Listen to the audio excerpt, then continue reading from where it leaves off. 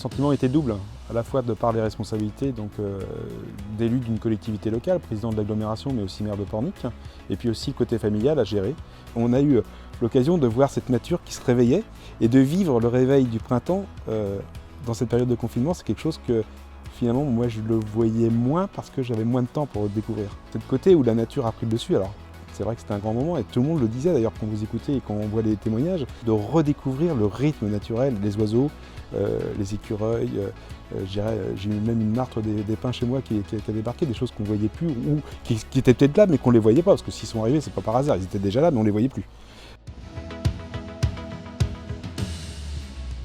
Il y a eu plein d'agilité là-dedans, il y a eu beaucoup d'idées, il y a eu beaucoup d'ingénierie de nos collectivités, les cartes interactives qui ont été mises en place, les soutiens, les services de nos collectivités, les mairies, mais aussi l'agglomération.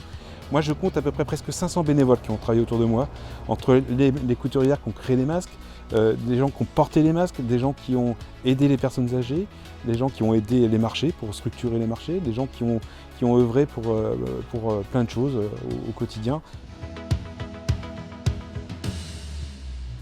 Nous les élus, nos collectivités, l'agglo, nos villes, nos communes, doivent ne pas oublier ce qui s'est passé, ne pas oublier ce ressenti et ces réflexions qu'on a eues. On a travaillé avec les producteurs locaux, on a parlé des circuits courts, on a créé des choses, il faut continuer dans cette voie. Et dans le développement durable, je rappelle qu'on a le côté environnemental, on a le côté économique et on a le côté social. Et on regarde bien dans le développement durable, ces trois piliers, on les ressent pleinement dans nos réflexions qu'on a depuis 2 mois et demi. J'ai choisi de mettre le vélo avec l'agglo au centre de nos politiques. J'ai choisi que nos déchetteries devraient changer de fonctionnement. Et demain, ces signaux-là, ce n'était pas juste une expérience. C'est quelque chose qui doit rentrer dans ce qui va se passer dans les années à venir. Il faut que cette crise-là amène dans nos réflexions des fondements, je dirais, permanents dans la nouvelle politique de notre territoire. La 6e édition de la semaine du développement durable était une réflexion. Est-ce qu'on devait la maintenir ou tout simplement la reporter d'1 an? Cette semaine va avoir lieu sur 6 jours avec un certain nombre de témoignages sur Facebook, sur des vidéos, sur des jeux interactifs et c'est très bien.